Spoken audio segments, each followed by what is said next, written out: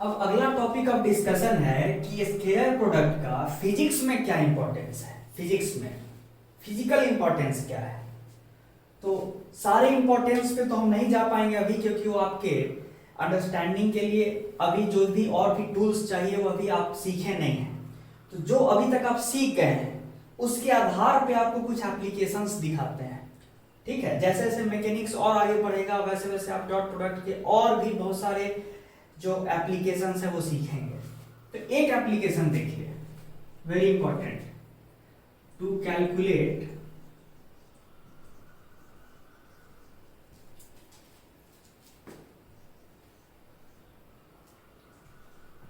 Work done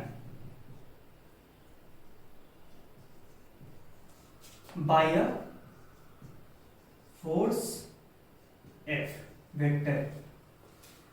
ठीक है, सुनने में तो ये सिंपल लगता है, लेकिन सबसे पहले ये मुझे डिस्कस करना जरूरी है कि वर्क होता क्या है। वर्क कैलकुलेट करने से पहले आपको ये भी तो पता होना चाहिए ना कि वर्क होता क्या है। तो थोड़ा सा ब्रीफ आइडिया देते हैं। इन डिटेल आप कहां पढ़ेंगे इस चीज को? वर्क एनर्जी पावर चैप्टर में, जो कब आएगा? वेक्टर्स के बाद बेसिक मैथ्स के बाद काइनेमैटिक्स, उसके बाद लॉज ऑफ मोशन और उसके बाद वर्क एनर्जी पावर। वहां पे इन डिटेल इसके बारे में पढ़ेंगे। अभी मैं बस आपको उतना ही आइडिया दूंगा जिससे आपको स्केलर प्रोडक्ट का इंपॉर्टेंस समझ में आएगा वर्क डन में। देखिए, what is work done? What is work? ध्यान से देखिएगा, वर्क इज द मीन्स, माध्यम है। किस चीज का माध्यम है? It is the means to transfer energy from one body to another. कहने का मतलब है वर्क एक माध्यम है क्या करने का? To transfer energy, energy transfer करने का माध्यम है। कहां से कहां? एक बॉडी से दूसरे बॉडी में।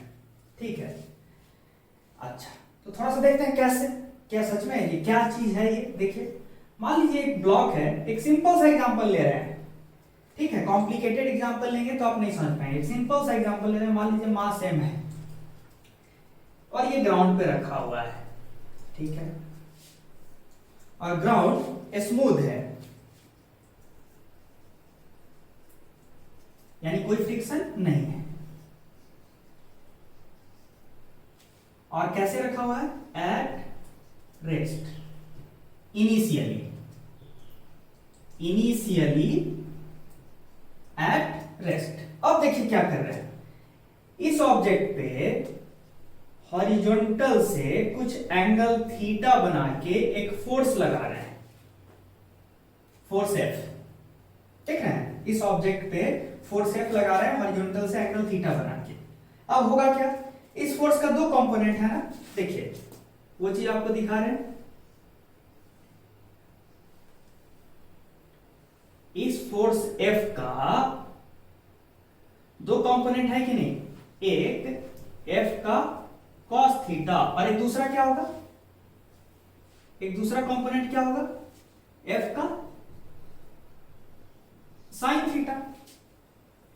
याद कीजिए ना, ट्रायंगल लॉ से एफ कॉस थीटा और ये एफ साइन थीटा।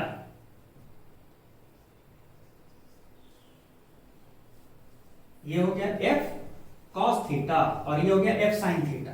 तो मैं यही एफ साइन थीटा को पैरेलली ट्रांसलेट करके इधर दिखा रहा हूं और कुछ नहीं, इधर से हटा दे रहा हूं ताकि थोड़ा सा डायग्राम साफ दिखे।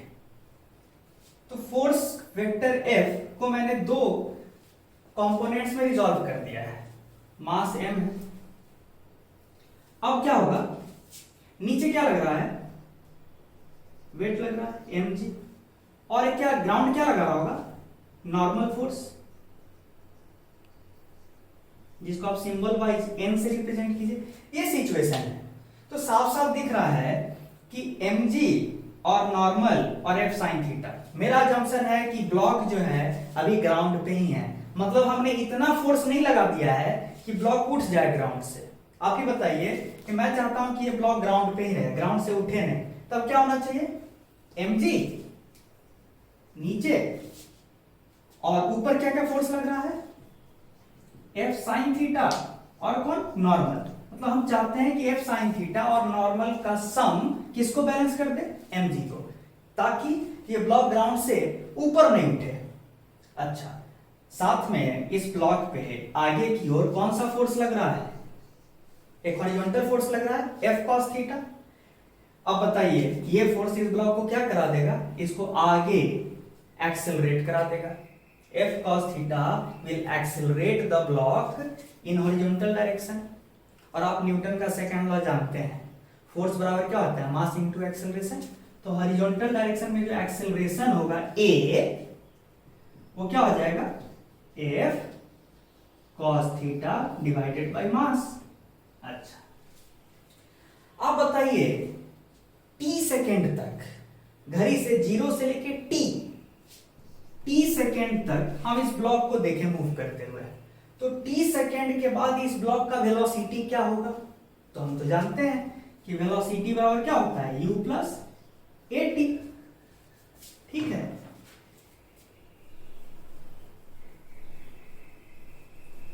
पता है v बराबर u प्लस at। तो थोड़ा सा रखिए, तो u क्या था? इनिशियली ब्लॉक किस पे था? रेस्ट पे था, तो u का वैल्यू क्या हो गया?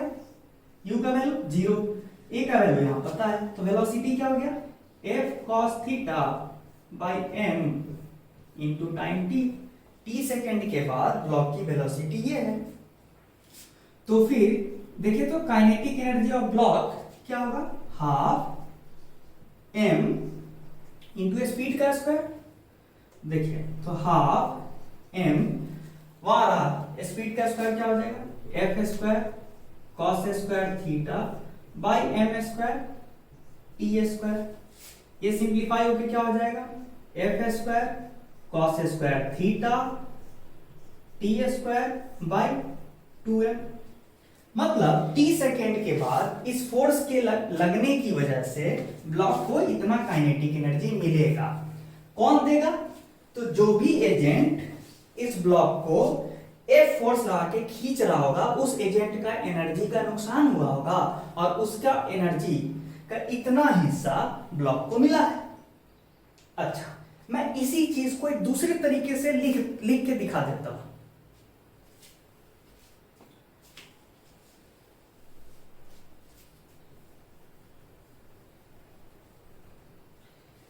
देखिएगा, यही चीज को मैं ऐसे नहीं लिख सकता कि एनर्जी जो ट्रांसफर हुआ है ब्लॉक को, आफ्टर ऑल उसी को तो हम यहां क्या बोले थे? Work done.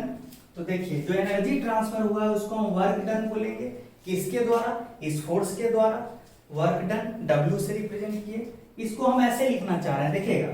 और फोर्स F का डॉट प्रोडक्ट ब्लॉक के डिस्प्लेसमेंट के साथ लेते हैं, और हम दिखा देते हैं कि ये जो F डॉट वेक्टर S है, ये वास्तव में काइनेटिक एनर्जी के बराबर ही है। अगर हम ये दिखा दिए तो हम बोल देंगे ना आगे से, अगर हम ये दिखा दिए कि ये क्वांटिटी और ये क्वांटिटी अगर सेम है, तब तो डेफिनेशन वाइज यही क्वांटिटी ना वर्क डन है। किसके द्वारा? फोर्स F के द्वारा। देखिए, फोर्स F डॉट S क्या होगा? F S, और दोनों के बीच का एंगल क्या है? थीटा, वो तो दिख रहा है। डिस्प्लेसमेंट किधर हो रहा था? इधर। डिस्प्लेसमेंट किधर हो रहा था? इधर। फोर्स इधर लग रहा है, दोनों के बीच का एंगल थीटा। अच्छा, फोर्स क्या था? M इंटू, ठीक है, फोर्स क्या था? M into acceleration.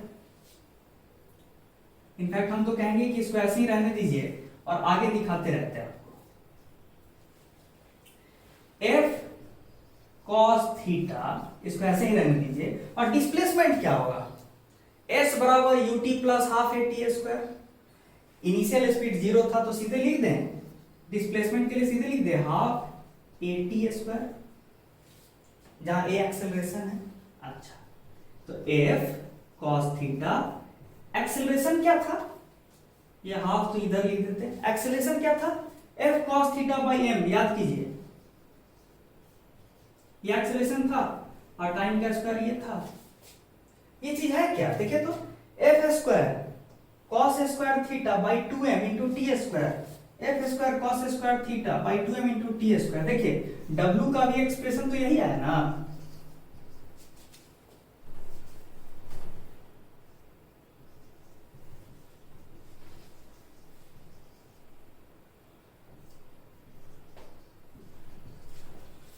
मतलब जो F डॉट S था, फोर्स F और डिस्प्लेसमेंट का डॉट प्रोडक्ट जो था वो कितना के बराबर निकल के आ गया है? जितना काइनेटिक एनर्जी ब्लॉक को मिला था। तो हम तो कह सकते हैं कि this is nothing but the amount of energy transferred to the body, this is the amount of energy transferred to the body by the application of this force. इसीलिए बाय डेफिनेशन इसको क्या बोल देंगे? Work done. वर्क किसके द्वारा work done? इस force के द्वारा वर्क डन। देख रहे हैं फिजिक्स में एप्लीकेशन डॉट प्रोडक्ट का। तो एक ही एप्लीकेशन आपको दिखाएं, ठीक है। अब एक इसी से रिलेटेड एक दूसरा छोटा सा एप्लीकेशन, वो एक्चुअल में इसी का एक्सटेंशन है, वो भी दिखा देते हैं। देखिए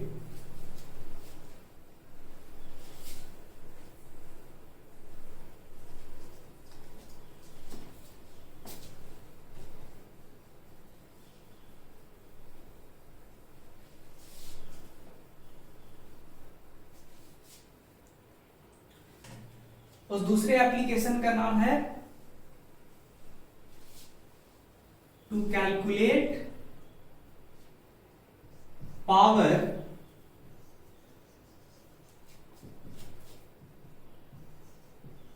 delivered by a force F का मतलब क्या हुआ? फिर तो आपके मन में यही डाउट होगा कि सर सबसे पहले तो ये बताइए कि पावर क्या होता है। तो देखिए पावर फैंसी वर्ड है, कोई बड़ा चीज नहीं है। Power is the amount of work done per unit time, ठीक है। पर यूनिट टाइम कितना वर्क हो रहा है, पर यूनिट टाइम कितना एनर्जी ट्रांसफर हो रहा है किसी को, उसी को क्या बोलेंगे? पावर। किसका power? Power of a force F। जो फोर्स के दम पे आप किसी को एनर्जी दे रहे थे, उसी फोर्स का पावर है ये। कितना पावर का सिंबल क्या है? P। Amount of work done per unit time, work done का अमाउंट क्या था? F dot S, force dot displacement per unit time, तो divided by time. Per unit time कितना एनर्जी ट्रांसफर हुआ या वर्क डन हुआ, ये। इसको हम ऐसे नहीं लिख सकते हैं, F dot vector S divided by time t। तो तब तो आपको पता है ना, डिस्प्लेसमेंट पर यूनिट टाइम को ही ना वेलोसिटी बोलते हैं, तो हम ऐसे लिख सकते हैं। तो अगर कभी शॉर्ट में कोई बोले कि power delivered by a force बताइए, तो सिंपली फोर्स और वेलोसिटी का डॉट प्रोडक्ट, ठीक है।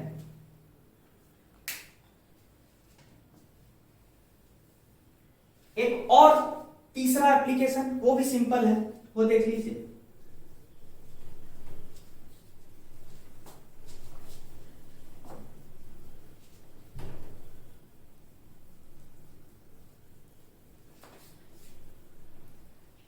तीसरा एप्लीकेशन क्या है? ये बहुत सिंपल सा है, सिंपल है कि मान लीजिए कभी कभी आपको लीनियर मोमेंटम दे दे किसी ऑब्जेक्ट का। लीनियर मोमेंटम क्या होता है? और आपको बोल दे लीनियर मोमेंटम भी दिया हुआ है और साथ में मास गिवन है, और आपको बोल दे कि काइनेटिक एनर्जी लिखिए ऑब्जेक्ट का, और सिर्फ आपको लीनियर मोमेंटम पता है इन वेक्टर फॉर्म, ये पता है। तो एक बार बताइए काइनेटिक एनर्जी क्या होता है? हाफ m इंटू स्पीड का स्क्वायर। अच्छा बताइए तो, हाफ m स्पीड का स्क्वायर क्या होता है? v dot v। Speed is nothing but dot product of speed का square is nothing but dot product of vector v velocity with itself. अब यहां से देखिए ये लिख सकते हैं वेलोसिटी वेक्टर को, ये डॉट है, ये डॉट ऐसे लिख सकते हैं। ये कितना आया, vector p dot vector p by 2m आया।